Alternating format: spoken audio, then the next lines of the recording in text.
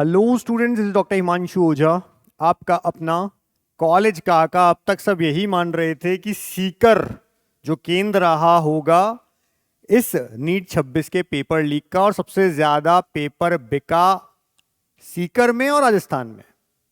लेकिन कहानी में आया एक और ट्विस्ट। जैसे जैसे परतें खुलती गई, जैसे जैसे मास्टरमाइंड्स जो थे, जिन लोगों ने इसको अंजाम दिया, हालांकि अभी भी एनटीए की तरफ से जो बैठे हुए लोग हैं जिनको इनकी सह थी, वो मिलना बाकी है। और हम यही उम्मीद करेंगे कि सीबीआई जांच में कोई कमी ना रखे, किसी को बचाए ना, चाहे वो कोई भी हो। पर जैसे जैसे परतें खुली, कुछ चीजें सामने आई, जिनमें सबसे पहला यह है कि 5 स्टेट्स में बिका था। अब दो चीजें हैं, देखो, पहुंचा था और बिका था में डिफरेंस है। 5 में तो बिक गया, मतलब पहुंचा कितने स्टेट्स में होगा आप सोचिए। जब हम ये बात बार बार बोल रहे हैं कि अगर रिजल्ट आ जाए, अब भी अगर ये निकाल के दिखा दे वो वाला रिजल्ट कि भाई क्या हुआ, तो आपको शायद समझ में आ जाएगा कि 650 वाले जो मान के बैठे थे हमें अच्छा कॉलेज मिलेगा, उनको कॉलेज भी नहीं मिलता दिख रहा। 24 में जो घटना हुई थी, इतना ज्यादा स्प्रेड नहीं हुआ था, तब भी 652 पहुंच गई थी कट ऑफ। अब आप सोचो इस बार क्या हाल रहता अगर रिजल्ट आ जाता तो, क्योंकि 5 स्टेट में तो बिक गया था। बाकी स्प्रेड जो हुआ होगा व्हाट्सएप पे, एक स्टेट से दूसरे स्टेट कई जगह पे पहुंचा होगा।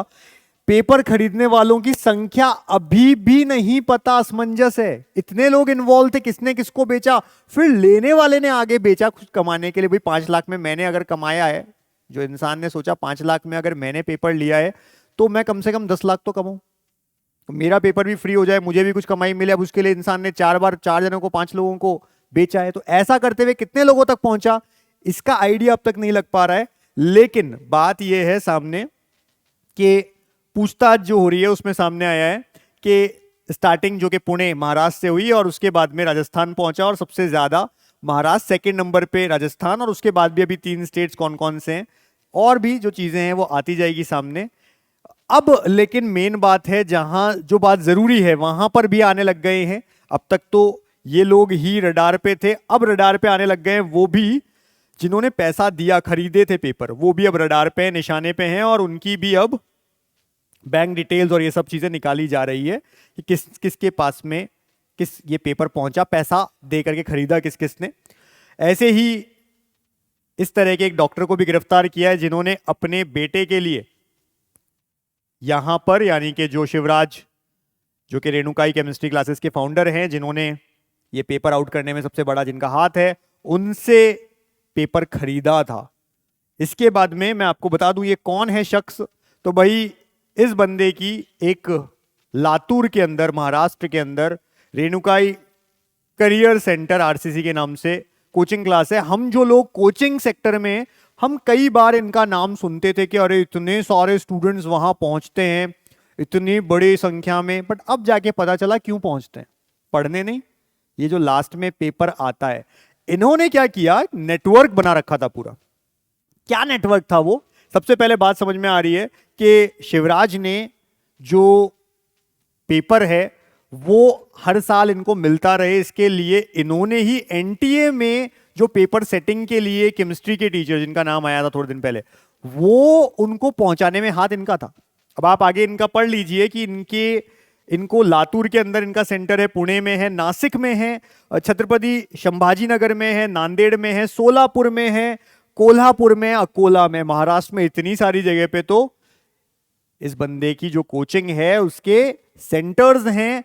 और आप देख लीजिए 40,000 बच्चे यहां पर पढ़ते हैं, जिसका अगर हम फी चार्ज देखें लगभग 50 से 65,000 रुपए चार्ज होता है, और टर्नओवर जो पहुंचता है वो 100 करोड़ से भी ज्यादा पहुंचता है, क्योंकि पेपर भी तो खरीदने के लिए लाखों रुपए लोग दे रहे हैं ना, लास्ट में खूब पैसा आ रहा है, इस तरह से आ रहा है। और जब ऐसा पैसा कमाई होती है ना, तो आज नहीं तो कल आप फंसते जरूर हो। तो बात ये सामने आई कि इन्होंने क्या किया, एक पूरा जाल बिछाया जिसमें केमिस्ट्री का टीचर एनटीए में कौन पेपर बनाएगा ये हम सेट करेंगे। इन्होंने पहुंचाया उसको वहां तक, एनटीए तक, और बाद में हर साल उनसे कमाई करने लगे। इसी तरह से बॉटनी के टीचर, वो भी वहीं से ही, पुणे से, उसको भी इन्होंने पहुंचाया होगा। अभी धीरे धीरे सामने आएगी बात। तो भाई इस तरह से पूरा पेपर सेटिंग जाल चल रहा था। और ये कब से चल रहा था? बहुत लंबे समय से, क्योंकि ये लोग जो केमिस्ट्री बॉटनी ये सबके जो पेपर सेटिंग करने वाले लोग थे, जिनको एक्सेस थी फाइनल पेपर तक की, ये कई सालों से 2019 से उस पैनल में थे। सबसे बड़ी बात तो ये पैनल में हर साल आप कैसे रह सकते हो? बिना एनटीए की मिलीभगत से हो नहीं सकता। और ये भी सामने आ गई ये बात कि इन्होंने एनटीए तक, उस पोस्ट तक केमिस्ट्री वालों को, बॉटनी वालों को पहुंचाया। तो ये बात भी क्लियर है कि अंदर कोई ना कोई तो ऐसा बैठा है जिसके पास में पूरी साठगांठ है, जहां पर पैसा पहुंच रहा है, तो वहां तक भी लीक होनी चाहिए। अब देखिए, बात यहां तक भी नहीं रुकती है। आप लोग अभी टेंस्ड है, हंसने का भी मौका नहीं छोड़ रहा है, आपको हंसाने का मौका नहीं छोड़ रहा है एनटीए। कल जो पार्लियामेंट का जो सिस्टम होता है, एमपीज होते हैं, उनकी भी एक कमेटी होती है। उस कमेटी ने जब एनटीए के जो ऑफिशियल्स हैं उनको बुला करके मीटिंग की, सारी बात पूछी, तो डीजी ने कहा was not leak through system. ये जो पेपर है वो हमारे सिस्टम से लीक नहीं हुआ। भाई इनका सिस्टम तो आपको पता है ना, जो 10 स्टेप अहेड रहता है स्कूल की, ये टेस्ट वेस्ट नहीं है, नेशनल लेवल टेस्ट करवाता है। याद होगा आपको शायद वो पूरा ट्वीट, ये वही सिस्टम की बात है। ये कह रहे हैं कि डीजी अभिषेक सिंह कह रहे हैं कि पेपर जो है वो सिस्टम से लीक नहीं हुआ था। अब आप बताइए, सिस्टम ही पूरा ऐसा बन गया था जहां से लोग अपॉइंट हो रहे हैं, इतने सालों से बने हुए हैं, उन तक जो पेपर है उसकी पहुंच है, वो डायरेक्टली कोचिंग वालों को पेपर दे देते हैं, वहां से करोड़ों रुपए कमा रहे हैं। जो टीचर्स हैं केमिस्ट्री बॉटनी, और इन्होंने भी जो सामने आया रिपोर्टेडली 2.5 से 3 लाख रुपए पर स्टूडेंट के लिए हैं। पैसा लिया है किससे? जो केमिस्ट्री क्लासेस के ये ओनर थे, इनसे। इन्होंने क्या किया? इन्होंने पेरेंट्स से लिया, स्टूडेंट से लिया। ऐसा करके बहुत बड़े लेवल पे ये आउट हुआ पेपर। अभी तो कई लोगों के नाम सामने आने हैं, लेकिन हमारी जो यहां पर एमपीज ने ये टेस्टिंग एजेंसी से पूछा था, तो इन्होंने कहा है थ्रू देयर सिस्टम, इन्होंने लीक होने की बात मना की कि यहां से लीक नहीं हुआ है। अब आप सोच सकते हैं, जो डीजी हैं अभिषेक सिंह, उन्होंने ये स्टेटमेंट दिया। इससे खराब स्टेटमेंट क्या हो सकता है? जिन लोगों को कुर्सी छोड़ देनी चाहिए, जिन लोगों को रिजाइन दे देना चाहिए, जिनके ऊपर कड़ी कार्रवाई होनी चाहिए, वो लोग कह रहे हैं कि सिस्टम से लीक नहीं हुआ है। तो भाई अब बता दो कहां से लीक हुआ है? इतना कुछ होने के बावजूद इतने बच्चे परेशान हो चुके हैं, पेरेंट्स परेशान हो चुके हैं, बच्चों को वापस तैयारी करने लगना पड़ा है, और आप कह रहे हो कोई फर्क नहीं पड़ा, पेपर तो हमारे यहां से लीक हुआ ही नहीं है। ये तो सीबीआई की जांच पहुंच गई थी, इसलिए हमने पेपर को कैंसिल किया। जब उन्होंने पूछा कि भाई आपने फिर कैंसिल क्यों किया अगर लीक नहीं हुआ तो उन्होंने कहा कि सीबीआई तक क्योंकि जांच पहुंच गई थी, इसलिए हमने नैतिकता की जिम्मेदारी ली। ये जिम्मेदारी नहीं होती है। जिम्मेदारी जब लेनी थी तब आपने ली नहीं है, इसको जिम्मेदारी नहीं मत मानो। ये है आप फंस चुके, आप पूरा भारत जान चुका कि किस तरह से यहां से पेपर बिकते हैं, किस तरह से बच्चे गवर्नमेंट कॉलेज पहुंचते हैं, एम्स में पहुंचते हैं।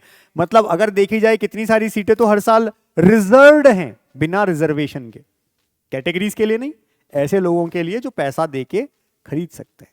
अब आप सोच सकते हैं, मेहनत कश जो लोग होते हैं, बच्चे होते हैं, उनके पेरेंट्स होते हैं, जिनके पास में शायद कोचिंग अफोर्ड करने का भी पैसा नहीं है, वहां भी वो नहीं जा सकते, इतना पैसा अफोर्ड नहीं करते हैं, वो लोगों की सीट ऐसे लोग ले जाते हैं जो डिजर्व नहीं करते मेडिकल कॉलेज में पहुंचना, जिनको कुछ नहीं आता है, लेकिन पेपर को रट के लास्ट में पहुंच के। और ये कह रहे हैं हर साल ऐसा होता था कि ये जो केमिस्ट्री क्लास का भी जो हमने जिक्र किया, यहां पर हर साल लास्ट के 1 महीने, लास्ट के 10-15 दिन के लिए स्पेशल बैच चलता था, जिसकी स्पेशल फीस भी होती थी। उसमें वही लोग एंट्री लेते थे जिनके पास में खूब मोटा पैसा होता था, जिनके पेरेंट्स में बहुत पैसे का रसूखदार होते थे, पैसे वाले होते थे, उन तक ये एक्सेस होती थी। और उनको फिर पेपर में लिखवाए जाते थे क्वेश्चंस कि ये इंपॉर्टेंट है, ये करके चल जाना, इनमें से आएंगे। और होता क्या था, वो पेपर पहले ही पहुंच जाता था इनके पास। ये तो इस बार पूरी परतें खुल गई, वरना कितने सालों से ये काम होता आ रहा था। और पिछले कई सालों से जो बच्चे 2-5 नंबर से रहे, जिन्होंने ये सपना टूट गया, जिन्होंने छोड़ दिए फील्ड, दूसरे फील्ड में चले गए, आज उनको कितना बुरा लग रहा होगा